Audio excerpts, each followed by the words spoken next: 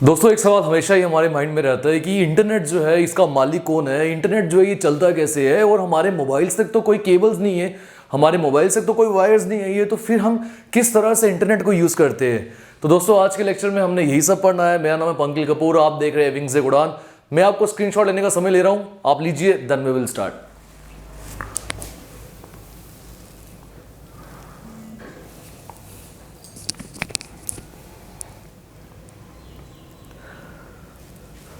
Most of the students को पता है कि हमारी जो ऑफिशियल ऐप है प्ले स्टोर पे वो भी लाइव हो चुकी है, और जिनको नहीं पता मैं वापस से एक बार बता दूं कि विंग्स एक उड़ान की ऑफिशियल ऐप जो है वो प्ले स्टोर पे लाइव हो चुकी है।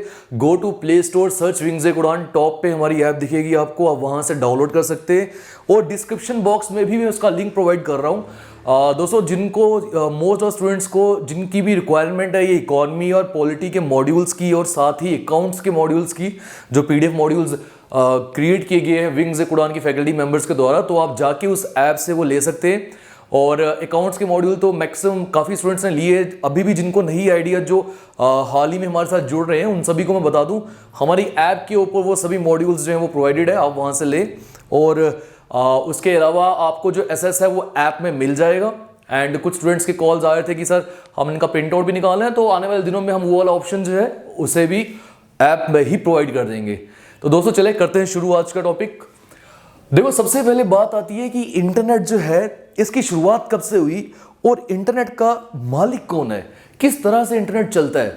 तो एक पॉइंट तो क्लियर है कि इंटरनेट की शुरुआत जो है ये साल 1960 से ही हो गई है, 1960s से ही इंटरनेट की शुरुआत हो गई। और इंटरनेट की फुल फॉर्म अगर देखी जाए वो भी क्या आ गया, इंटरनेशनल नेटवर्क। नेटवर्क किसका? बेसिकली ये कंप्यूटर्स का ही नेटवर्क होता है। और इंटरनेट की फुल फॉर्म बताने के बाद जब मैंने बताया स्टार्ट कब हुआ, लगभग 1960 से इसकी शुरुआत हुई। किसे फादर ऑफ इंटरनेट बोला जाता है, तो वो भाई है विंटकर्फ।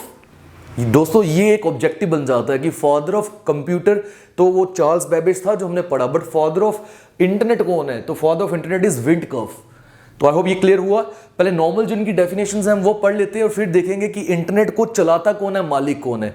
तो अभी मैंने आपको बताया इंटरनेट एक वास्ट नेटवर्क है जो कि कनेक्ट करता है कंप्यूटर्स को ऑल ओवर द वर्ल्ड। पूरी दुनिया में कंप्यूटर्स कनेक्ट हो जाते हैं इंटरनेट के जरिए, और इसी के साथ जो लोग हैं वो अपनी इंफॉर्मेशन को शेयर कर सकते हैं इंटरनेट के जरिए। पीपल कैन शेयर इंफॉर्मेशन, एक दूसरे के साथ कम्युनिकेट कर सकते हैं, चाहे वो दुनिया की किसी भी लोकेशन में क्यों ना हो। क्लियर? देखो दोस्तों हमेशा कुछ प्रोटोकॉल्स होते हैं जो फॉलो किए जाते हैं इंटरनेट के दौरान भी। जैसे आपको पता है कि प्रोटोकॉल का मीनिंग क्या हो गया, रूल्स। जब भी एक कंट्री का प्राइम मिनिस्टर दूसरी कंट्री में जाता है तो उसके लिए भी प्रोटोकॉल्स होते हैं कि दूसरी कंट्री का प्राइम मिनिस्टर उसे रिसीव करने के लिए एयरपोर्ट पे नहीं आ सकता। बट फिर भी जब नरेंद्र मोदी काफ़ी कंट्रीज़ में गए तो वहाँ पे इनके प्राइम मिनिस्टर ने उन्हें रिसीव करने आए प्रोटोकॉल्स को तोड़ के। ऐसा नरेंद्र मोदी जी ने भी खुद किया हुआ है, हमारे प्राइम मिनिस्टर ने भी खुद ये चीज़ की हुई है। जब कोई और प्राइम मिनिस्टर यहाँ आता है तो उन्होंने भी प्रोटोकॉल्स को तोड़ के उन्हें एयरपोर्ट पर रिसीव करने किया हुआ है। तो प्रोटोकॉल बेसिकली क्या हो गया, जो रूल्स होते हैं। तो वैसे ही अगर मैं इंटरनेट की बात करूं तो इंटरनेट भी कुछ प्रोटोकॉल्स या रूल्स का इस्तेमाल करता है, उन्हें फॉलो करता है अगर मैं बोलूं। और वो कौन सा है? टीसीपी/आईपी प्रोटोकॉल। टीसीपी/आईपी की फुल फॉर्म हो गई transmission control protocol, and IP की फुल फॉर्म है इंटरनेट प्रोटोकॉल। यहां से एक ऑब्जेक्टिव बनता है, फुल फॉर्म्स बहुत बार पूछी जाती है कि टीसीपी/आईपी का फुल फॉर्म क्या है। तो क्या है full form? Transmission control protocol. और आईपी का क्या होगा? Internet protocol. ये क्या करता है, क्या रूल्स बताता है कि जब भी आपने एक जगह से दूसरी जगह तक कोई फाइल भेजनी है, उस फाइल को तोड़ा जाएगा स्मॉल छोटे छोटे पीसेज में, और फिर एक उस तरह से वो पीस बाय पीस जो है वो एक जगह से दूसरी जगह तक ट्रांसफर होगी। तो आपने जो भी कंटेंट भेजना होगा वो at some point of time पहुंच जाएगा, बट वो छोटे छोटे पीसेज में, जिन्हें हम बोलते हैं पैकेट्स। देखो यहां बोला भी है कि जो डाटा है वो मूव करता है इंटरनेट के अराउंड, किसके द्वारा कंट्रोल होता है? प्रोटोकॉल्स। ये यूज करता है कौन सा प्रोटोकॉल? टीसीपी/आईपी प्रोटोकॉल। क्या फुल फॉर्म है?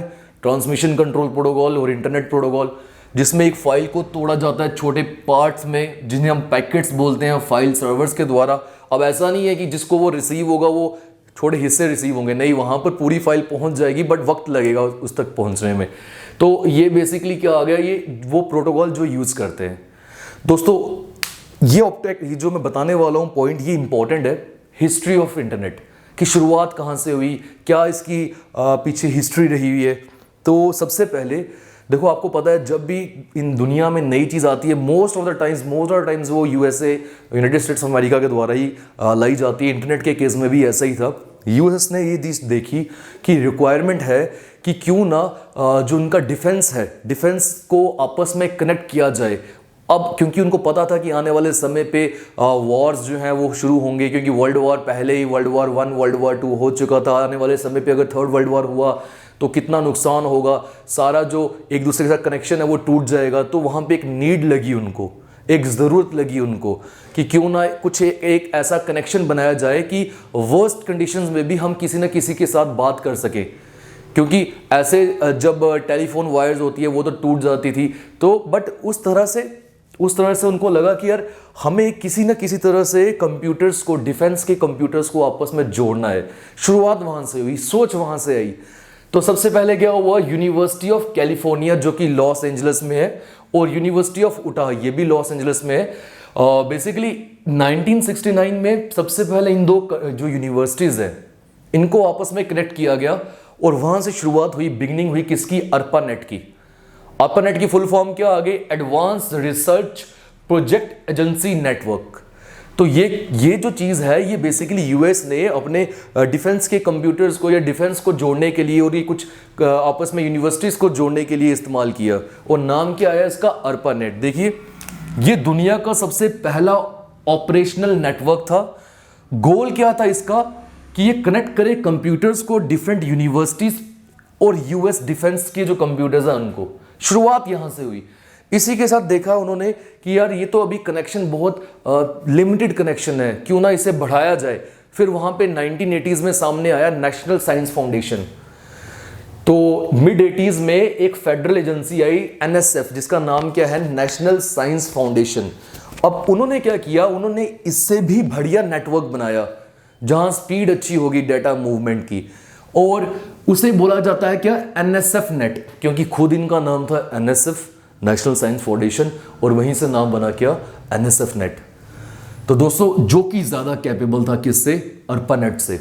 मीन्स कि ARPANET की एक एडवांसमेंट आ गई हमारे पास NSF नेट। बट फिर भी NSF नेट की भी कोई ड्रॉबैक्स थे। ड्रॉबैक्स ये थे कि इसे एलो किया जाता था सिर्फ एकेडमिक रिसर्च के लिए। मतलब ये जो भी डाटा कम्युनिकेशन हो रहा था, ट्रांसफ़र हो रहा था, इंटरनेट जो ये बन रहा था, बेसिकली ये सिर्फ और सिर्फ एकेडमिक रिसर्च के लिए था। मींस यूनिवर्सिटीज़ आपस में यूज़ कर सकती थी या यूएस डिफेंस ने यूज़ किया। तो यहाँ पर उनको लगा कि यार कोई प्राइवेट बिजनेस तो हो ही नहीं पा रहा। आज के दौर पे आपको पता है बहुत सारे बिजनेस जो हैं वो इंटरनेट के ऊपर डिपेंड करते हैं। प्राइवेट बिजनेस चल ही नहीं पाएंगे अगर इंटरनेट ना हो तो बट इन समय पे वो चीज़ नहीं थी। तो इसलिए कुछ प्राइवेट ऑर्गेनाइजेशंस आए, कुछ लोग आए, उन्होंने अपना खुद का नेटवर्क बनाना शुरू कर दिया, जिस नेटवर्क को बाद में ARPANET और NSF नेट के साथ जोड़ा गया, और फिर पूरे वर्ल्ड के कंप्यूटर्स को आपस में कनेक्ट करने की कोशिश की गई, और वहां से सामने आया हमारे पास क्या, इंटरनेट। तो आई होप दोस्तों आपको समझ आ चुका हो। एक क्विक रिवीजन देते हैं। इंटरनेट जो है बेसिकली फादर कौन है इसके, विंडकर्फ। उसके बाद मैंने आपको बताया 1960 से लगभग इनकी शुरुआत हो गई थी। फिर मैंने आपको बताया कि भाई इंटरनेट कौन से प्रोटोकॉल को यूज करता है, TCP/IP प्रोटोकॉल को। क्या फुल फॉर्म है, transmission control protocol and internet protocol. Basically ये क्या करता है, एक फाइल को जब ट्रांसफर करता है या ट्रांसमिशन उसकी करता है तो उसे हिस्सों में भेजता है, और ये कुछ रूल्स है जो फॉलो करता था इंटरनेट। और फिर इसके बाद मैंने आपको बताया हिस्ट्री के बारे में बात की जाए तो यूएस डिफेंस ने सबसे पहले इंटरनेट की शुरुआत की। उन्होंने university of Utah and university of जो कैलिफोर्निया थी लॉस एंजल्स में, उन दोनों को जोड़ने की कोशिश की जहां से, और यूएस डिफेंस को आपस में जोड़ने की कोशिश की जहां से आपका ARPANET की शुरुआत हुई। और ARPANET के बाद उसकी एडवांसमेंट आई। एडवांसमेंट में हमने देखा NSF net, national science foundation, उन्होंने एक अच्छा नेटवर्क बनाया इससे भी बढ़िया जिसका नाम रखा NSF नेट। बट इसकी कमी ये थी कि ये सिर्फ एकेडमिक रिसर्च के लिए काम आता था।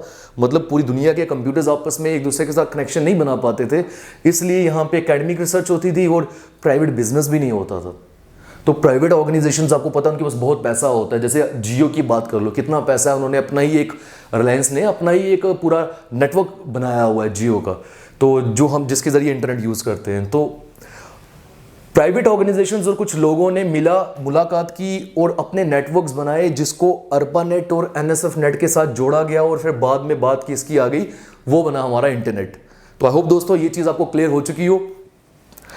दोस्तों इसके बाद अब हम करते हैं शुरुआत कि इंटरनेट जो है ये काम कैसे करता है। देखो ऐसे तो हमारे लिए ये सोचना बहुत मुश्किल है इंटरनेट काम कैसे करता है। शायद 90% ऑफ द पीपल को ये चीज़ें पता ही ना हो कि इंटरनेट जो है ये केबल्स, ऑप्टिकल फाइबर्स या केबल्स के जरिए काम करता है। और वो केबल्स आपको पता होना चाहिए, जो कि बहुत से लोगों को नहीं पता, पूरी दुनिया में समुद्र के अंदर, ओशंस के अंदर उन केबल्स को बिछाया होता है, जिसके जरिए एक एक कंट्री आपस में कनेक्ट की गई है। और आज के समय पे पूरी दुनिया आपस में कनेक्ट की गई है। दुनिया में जितने भी देश हैं उनको कनेक्ट किया गया है, किसके जरिए? ऑप्टिकल फाइबर्स के जरिए, केबल्स के जरिए, जिनको सबमरीन केबल्स भी बोलते हैं। और उन सबमरीन केबल्स के जरिए जो ये डाटा ट्रांसफर है, ट्रांसमिशन है, ये होता है। तो सुनने में थोड़ा अजीब लगता है कि कैसे पूरी दुनिया में समुद्र के अंदर ये केबल बिछाई गई होंगी। तो दोस्तों इसकी शुरुआत बहुत देर पहले से हुई है, काफ़ी देर पहले से हो चुकी है। और ऐसा नहीं है कि रिलायंस या फिर जियो जो भी है, इसके अलावा एयरटेल हो गया या वोडाफोन हो गया, इन्होंने अपनी केबल्स बिछाई हैं वो कंट्री के अंदर, इंडिया के अंदर।